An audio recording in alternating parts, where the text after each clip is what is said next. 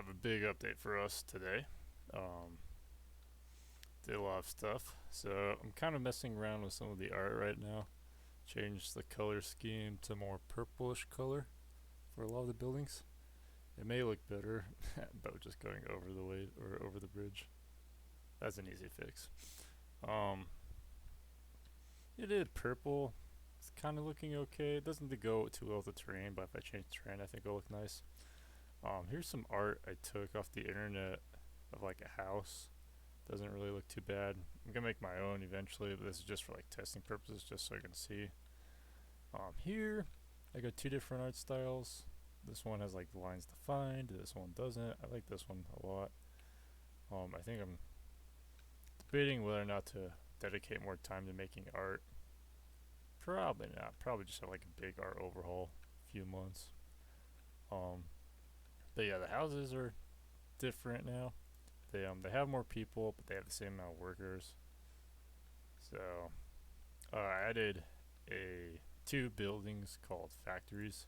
So this is a level 1 factory. It looks identical to level 2 because I have yet to update the level 2 sprite.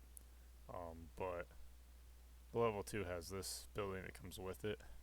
So I actually figured out how to so normally like the biggest thing I could put down is like 800 by 800 because of oh, there's a rocket coming off. Let me show you about that real quick. So I built this launch pad, orbital launch pad. That's pretty cool. It basically communicates with the file that's responsible for storing how much information or the information about how much the colony produces, so that while you're in orbit, you know, you can see, oh, this colony is producing lots of ironite, it's making lots of parts in its factories, it's very useful. Yeah, but anyways, so the biggest image that my computer likes to, or biggest sprite my computer likes to do is like no bigger than 1600 pixels. So just to be safe, I've been going around 800 pixels. So that kind of limits the size of how big you can build you know, each one of your buildings. But let's say you want like a bigger building. Well, here's what I can do. I can make two different buildings and then spawn them in at the same time, you know. So, you know, it's just a simple way around that. And I think it'll make for a lot more modularity. But like right here, this is about the biggest you can make a building. I think you could go a little bit taller. I might add a visual only feature that's just tall, where it just draws a sprite of like the rest of the building, so you can make skyscrapers and stuff.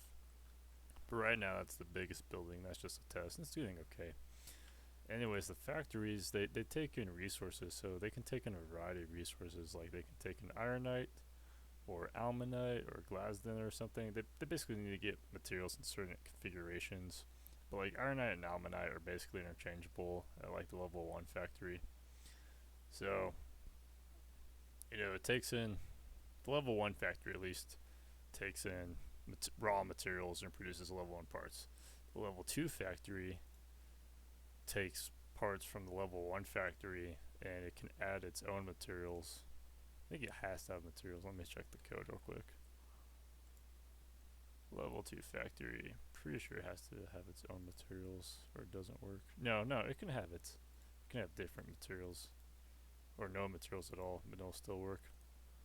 Yeah, the materials just make it more efficient or gives a higher production rate. This kind of makes sense in real life, you know. So that is, the factories will build off on top of each other. The level 5 factory, well, I think the level 5 factory will actually be self-sufficient. It'll just be able to take in all materials and as efficiently as possible produce things, and it'll have like its own power source. It'll be like the perfect factory, but it'll be really expensive, so you can't build it right away. But yeah, the game's going pretty well.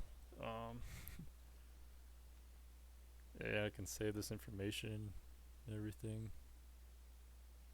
I can't save the factories yet. I just added that feature actually, so if I restart this game, it'll allow me to save the factories.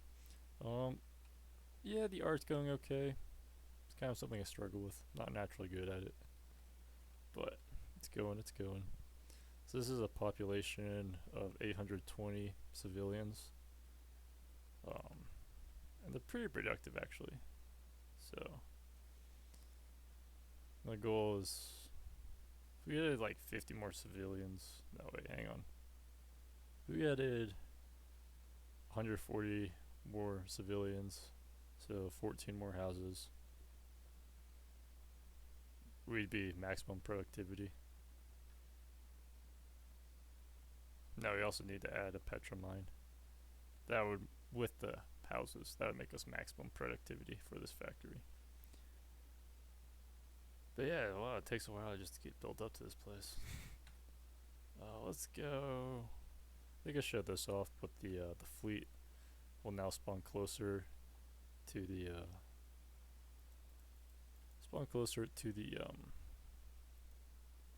the planet it was orbiting or visiting. You know, only if it was visiting a planet though. Actually no. Yeah, if it's visiting a planet or it's alone in the solar system, like this is the only planet in the solar system does that. So right now we're just playing some landing craft down.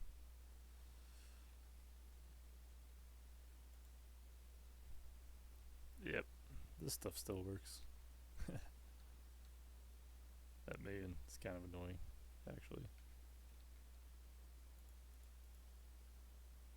Then here, we have the main guy. Where should we send him? Send him right here. All this stuff still works. I didn't change any of this at all. It's just cool to watch them go. I need to redo this art too.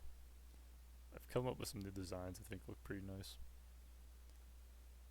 And then all the plant names are procedurally generated and stuff, right? And if we go out to the galaxy, it took away the black hole. I think I showed that last time. Here you could see the planet, you know. It's pretty cool.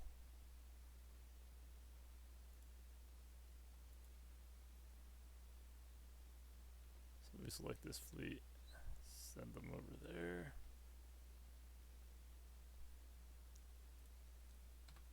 Load this guy up. He arrives right here. And now that this thing has a colony on it, I'm gonna make it faster to load the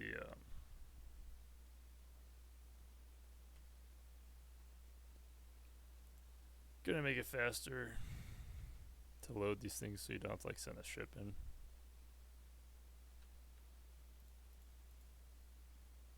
No, only 2 landing craft. Oh, explosions. Yeah, that happens. So if we visit the colony of Aloro, it loads up. Yep. I think I keep missing one building every time I try to load. Maybe not. No. Are all the buildings here from last time? It's hard to tell. Yeah, oh, and the factory's gone, of course. But we already knew that. This one's still okay. Oh, one other problem I want to fix is how much time it takes for stuff to start working. So basically, you load all your stuff in, right? Let's say you load in this farm first. No, let's say you load in like, you know, your factory first, right? Well, the factory needs people, and it needs mines, and it needs water, and it needs electricity. So if the solar panel doesn't exist yet, it says there's no electricity, etc., etc. So then, and this can cascade down quite a long ways. So if you have like a factory that's dependent on 4 other factories before it, who are all dependent on like water and food and people and stuff, it's gonna be kind of annoying. So like right now this factory is producing nothing. No one lives in these houses. The food's barely started up, you know. But if I iterate too fast, that creates a problem of what's the word?